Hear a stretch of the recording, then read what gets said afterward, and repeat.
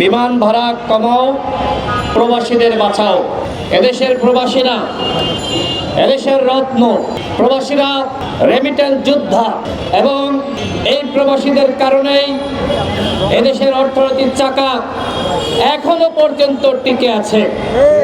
প্রবাসীরা যখন remittance shutdown ঘোষণা করে তখন হাসিনার গদিতে কম্পন শুরু হয়েছিল, কিন্তু সেই প্রবাসীদের সাথে আজকে যে এই সরকার ফাত্রামি করছে, এই সরকারকে বলবো প্রবাসীদের সাথে এই ফাইজলামি বন্ধ করেন।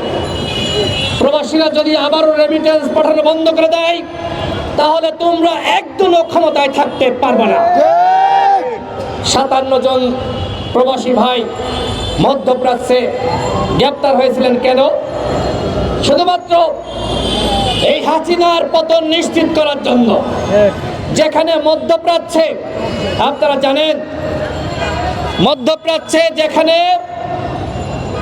আন্দোলন করা যায় না, একটি কর্তৃত্ববাদ রাষ্ট্র সেখানে সাহস নিয়ে আন্দোলন করেছে।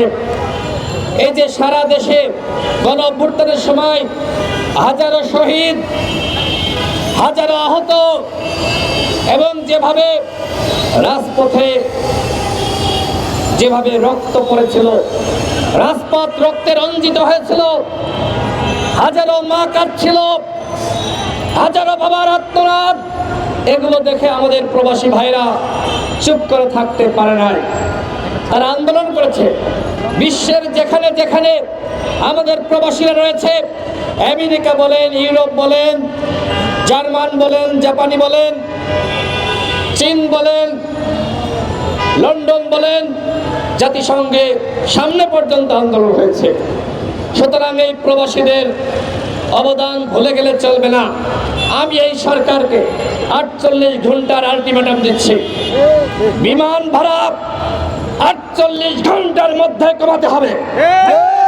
যদি এই সরকার বিমান ভাড়া কমাতে না পারে তাহলে আমি বলবো ব্যর্থতার দায় নিয়ে পদত্যাগ করুন।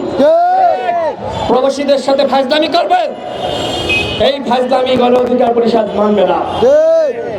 আমরা এই প্রবাসীদেরকে সংগঠিত করার জন্য আমরা আমাদের দল গঠনের আগ থেকে আমরা প্রবাসীদের নিয়ে কাজ করছি, এবং বিশ্বের প্রায় 50টি দেশে প্রবাসী অধিকার পরিষদের কমিটি রয়েছে। প্রবাসী অধিকার পরিষদ প্রবাসীদেরকে সংগঠিত করে তাদের অধিকার এবং মর্যাদা প্রতিষ্ঠার জন্য লড়াই করছে। এই লড়াই আমি জানি না দেশের কোন দল কতটুকু করছে, কিন্তু গণ অধিকার পরিষদ করছে। কারণ গণ অধিকার পরিষদ মনে করে প্রবাসীরা এদেশের সম্পদ, এদেশের রত্ন, প্রবাসীরা এই প্রজন্মের রেমিটেন্স যোদ্ধা, তাদেরকে শ্রেষ্ঠ সন্তান গণ অধিকার পরিষদ মনে করে। আমি প্রবাসী ভাইদেরকে বলবো, আপনাদের পাশে কেউ থাকুক বা না থাকুক, অতীতে আপনারা দেখেছেন কেউ কথা বলুক বা না বলুক, গণ অধিকার পরিষদ কিন্তু কথা বলেছে, প্রবাসী অধিকার পরিষদ কথা বলেছে। আমরা বিভিন্ন সেমিনার এর আগে দেখবেন জাফরুল্লাহ চৌধুরী স্যারকে নিয়ে করেছি। অনেক বড় বড় যারা বাংলাদেশের সুশীল সমাজের প্রতিনিধি, যারা জাতির বিবেক, তাদেরকে নিয়ে আমরা কিন্তু কথা বলেছি, আমরা প্রতিবাদ করেছি। আমি প্রবাসী ভাইদেরকে বলবো, যদি বিমান ভাড়া না কমায় তাহলে যেখানে যেখানে বাংলাদেশি মিশন রয়েছে এই মিশনগুলো আপনারা ঘেরাও করুন, দেখবেন সাইজ হয়ে গেছে।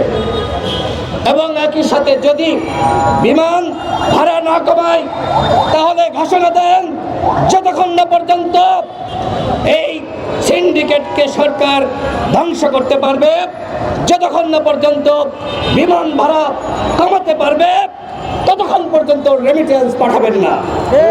এই ঘোষণা দেন, দেখবেন আগামীকাল থেকে বিমান ভাড়া কমে গেছে। সরকার নাকি এই সিন্ডিকেটের যারা মূল হোতা তাদেরকে চেনে না, ধরতে পারছে না, তারা নাকি অদৃশ্য। আপনারা যদি কাজ না করেন তাহলে তো কাউকে চিনবেন না, খুব স্বাভাবিক। এই সরকার বন্ধুগণ কতটুকু কাজ করছে? আপনারা কি এই সরকারের উপর খুশি? খুশি আপনারা? জোরে বলেন না একটু খুশি। এই সরকার এখনো পর্যন্ত আইন পারে নাই, এখনো পর্যন্ত এই সরকার দ্রব্যমূল্যের দাম কমাতে পারে নাই, এখনো পর্যন্ত আওয়ামী লীগের হাইকমান্ডার কাউকে ধরতে পারে নাই। তোমরা ওবায়দুল কাদেরকে পালাতে সহযোগিতা করো, পালিয়ে যাওয়ার পরে তার বাসা বুলডোজার দিয়ে গড়িয়ে দাও। তোমরা কত বিপ্লবী আমরা বুঝে ফেলিয়েছি।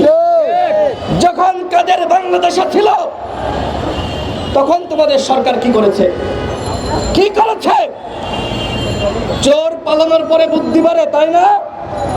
চোররা পালিয়ে গেছে ভারতে, তখন তোমাদের মাথায় বুদ্ধি ছিল না। এখন তোমাদের মাথায় বুদ্ধি এসেছে। ধানমন্ডির 32 নম্বর বাসা ভাঙতে হবে, যেখানে যেখানে আওয়ামী লীগের নেতাদের বাড়ি আছে সেগুলো গড়িয়ে দিতে হবে। যখন আওয়ামী লীগের নেতারা বাংলাদেশে ছিল তখন তোমরা কার কি ছিঁড়েছ? কারণ একটা চুলও তো ছিঁড়তে পারো নাই, পেরেছে? এই সচিবালয়ে আওয়ামী লীগের সুবিধাভোগীরা তারা এখানে আস্তানা গেড়েছে, ওদের কয়জনকে সরিয়েছে? তোমরা এই সচিবালয়ের কর্মকর্তাদের বাড়ি দুর্নীতিবাজ মাফিয়া লুটেরা যারা বাংলাদেশকে ধ্বংস করেছে, যারা অর্থ পাচার করেছে, ওই দুর্নীতিবাজদের বাসা তোমরা যদি পারো বুলডোজার দিয়ে গুড়িয়ে দাও। পারবা? পারবা না। তোমরা উল্টো কি করেছে আমরা জানি। আব্দুল জাহের বলেছে এসপি নিয়োগ হয় কত লাগে? কত বলেন তো? হাসিনার আমলে যেমনে নিয়োগ হইতো এই সরকারের আমলে সেই নিয়োগ বন্ধ হয়েছে? বন্ধ হয় নাই।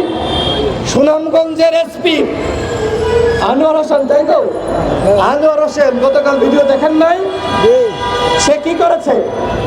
আমাদের গণ অধিকার পরিষদের নেতা কর্মীদের নামে মামলা হয়েছিল, জানার জন্য যে সেই মামলার আপডেট কি সেখানে গিয়েছিল। তাকে স্যার বলে নাই, তাকে বলেছে এসপি সাহেব।